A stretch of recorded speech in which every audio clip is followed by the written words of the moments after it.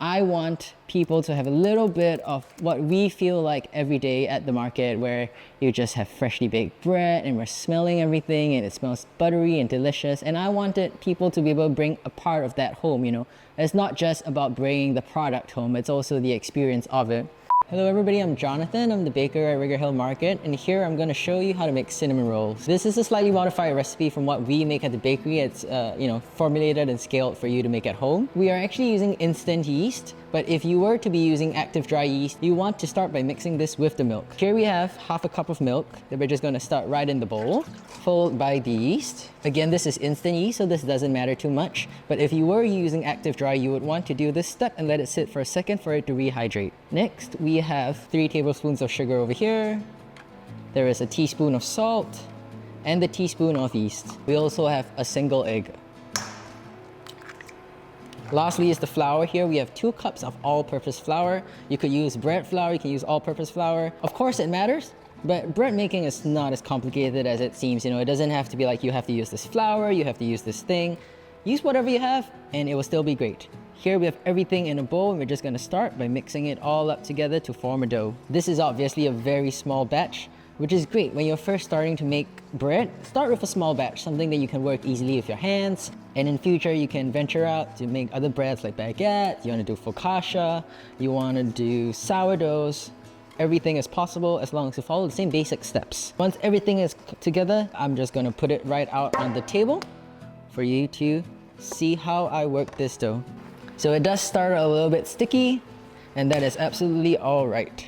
You know, many people don't like to mix bread by hand because it gets all over their hands. They find it dirty, they find it sticky, they find it unclean. But that's just part of the beauty of baking bread, is just getting it all in your fingers. And obviously, as a baker myself, I don't even like this feeling, so I will wash my hands. Now with clean hands, it's much easier to work. When your hands are dirty and there's little pieces of dough stuck on your hand, the dough tends to stick to you. But with clean hands, it makes everything light work. A lot of times, you know, the traditional way of kneading is to push it back and forth, folding over itself. And this is still a great way to mix. This is a great way to knead dough and develop strength. But there's also new methods like slapping and folding. This is a very intense way of mixing the dough. As you can see, it kind of flies everywhere. But with more practice, you can knead it really fast and efficiently with this method. This is my preferred method when I am mixing at home by hand. And again, this making bread it's all about 2 things really. It's a living product, you know, there's yeast that produces gases that get trapped. And it's about gas creation and gas retention. So the yeast, when you mix it all together, it will start to activate, it will start to rise, everything will come alive.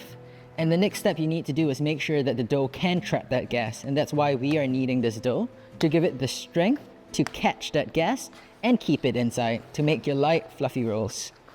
This is a very, very simple recipe. It has a little bit of enrichment, a little bit of sugar, a little bit of butter, a little bit of egg and milk. And it makes great, it's an all-rounder dough. You know, you can round this out in little buns, put sesame seeds on top. It will make a great hamburger bun. You can make them in log shape, and that will make great hot dog bun. Many different things you can do with this one dough. And you know, if you're tired from kneading it, just let it sit. Just leave it right there, come back to it in 10 minutes. It will be all right. Give yourself a little break and the dough will come together even faster with less work. So here, as you can see, I haven't added the butter in yet. So adding the butter in at the beginning is definitely possible, and you can definitely do that. But adding it a little later in, when the dough has started to develop, will make it much easier to knead and much faster too. If you have a stand mixer, if you have some kind of mixer to mix the dough, feel free to throw everything in and just whack it. But if you don't, bread making is one of those things I really love. All you need is, I would say, a scraper and your hands. So you can see as we continue to knead this dough, you can see it start stretching out longer, and that's the gluten developing.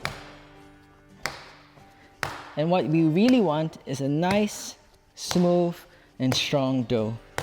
And it's okay if you get tired. It's okay if you don't go all the way. It's still going to be a great, delicious product. So this recipe is quite similar to the one we do at Rigor Hill Market. Obviously, as the volume that we're making, we do it in a big mixer. And we also add a couple things to make it taste a little different, a little more interesting. There are things like a pre-ferment. So when we laminate our croissant dough, there's all these little bits of trim that's a very, very tasty dough that has butter and everything. And we put it into this dough. There's also a pre-gelatinized starch that we add to give it a little bit more shelf life, to keep it soft. And that's something that you can do too. So now the dough is a little bit stronger, I'm gonna start adding in the butter.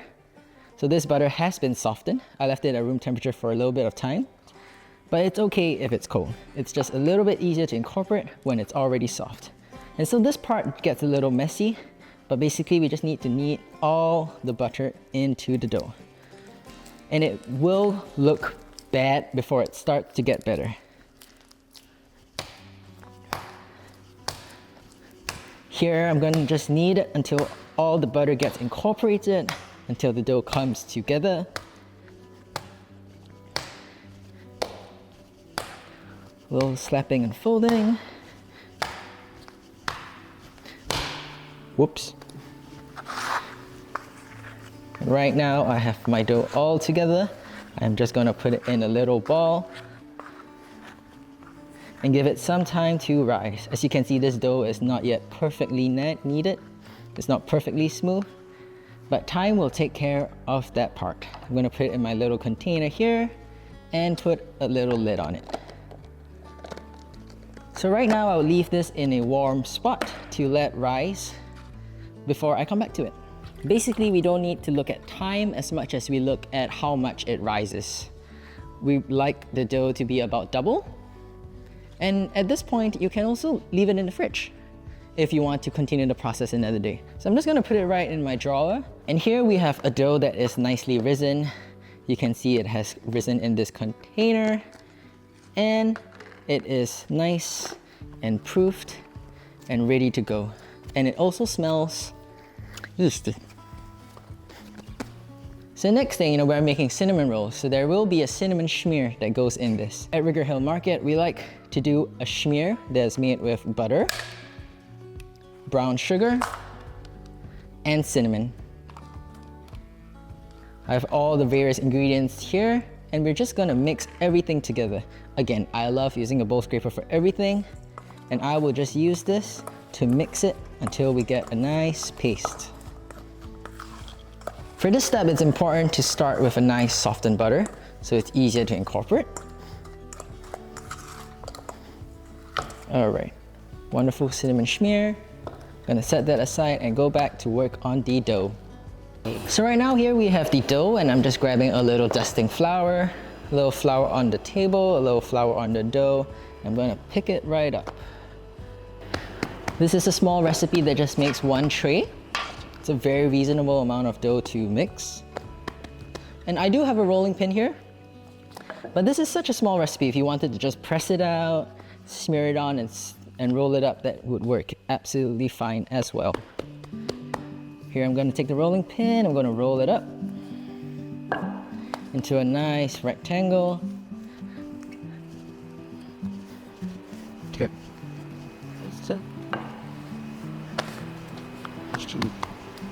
Just like this.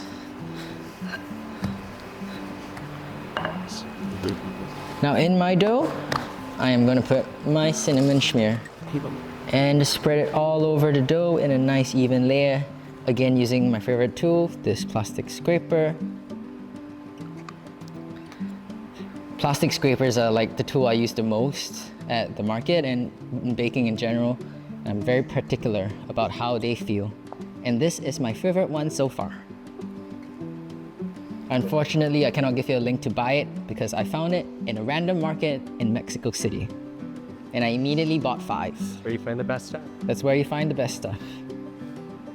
What are some other essential tools that a home baker needs to have? Essential tools that a home baker needs to have. As someone that bakes bread, a scraper, your hands, an oven, that's all you need. Those are the essential tools. Everything else, as you get more advanced, as you want to level up the way you make your products, as you want to make more complicated things, of course you can invest in mixers, You can invest in, you know, if you want to make sourdough, there are many kinds of tools out there. You can get different baskets, you can get different scoring blades, etc. But everything else, you know, everything else, it's superfluous. What you need is your hands, mix a nice dough, proof it right, proof it well, bake it fresh, and you're gonna have a great product. So here I'm using a serrated knife because with a serrated knife, it is much easier to cut a soft dough. And I will portion this into 8 pieces because that is the amount that I like to put in my tray. So it's very simple. It doesn't have to be perfect.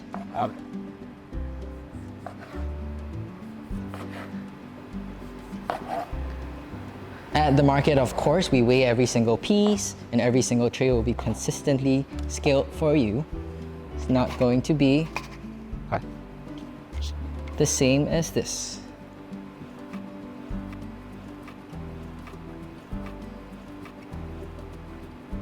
All right, here it is in the tray. And now I'm just gonna put it in a container with a cover to proof. And this I would leave it in a warm spot. If it's cold in your house, you can leave it in the oven with the oven light on, but the oven should be turned off. Please do not put it in a hot oven. And I'm gonna pull out a tray that I've already proofed.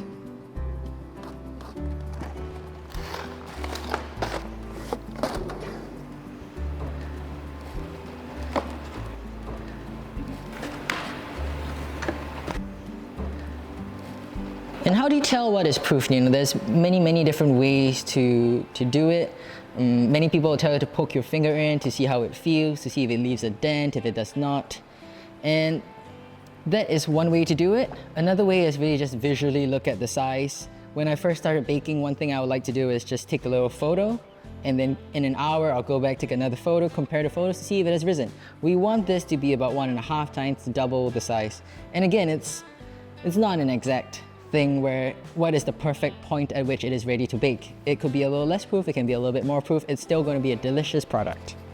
If you don't want to go through the whole process of mixing the dough, making the schmear, we do sell it in the market, frozen, in the trays. It's a great, you know, we make the dough fresh, we make our own schmear, we use great butter, we use great cinnamon, and it will come in this format with 6 rolls in it. So how do you tell when it's proof? You would pull it out from frozen, leave it overnight, and it's usually proof by the next morning. It should fill the tray, it should be coming above, and that's how you know it's ready to bake.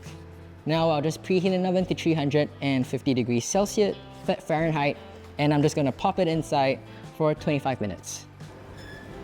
Ooh, wonderful. So these have been in the oven for 20 minutes. You can see their beautiful color. I'm just gonna pull them right out onto my table. It smells so good, and I hope you make this recipe at home so you can smell it too. So as that cools, we're just gonna make a little vanilla icing that goes on top. This is something that we sell it with at the market as well. So in my bowl, I'm just gonna start with a little bit of icing sugar, some milk, and this is a vanilla bean paste. I'm just gonna put the milk right into this container to be able to flush it out. Just put this right into my bowl and just mix this all together. So you can see there is a little bit of lumps. Powdered sugar usually, you know, it sits for a bit and gets kind of lumpy. But the beauty of this recipe is that if you just let it sit for a bit, the lumps will kind of disappear as the sugar absorbs the liquid from the milk. And once this is all mixed up, little drizzle. Or a big drizzle. It's up to you. Nobody's judging here. A little bit more.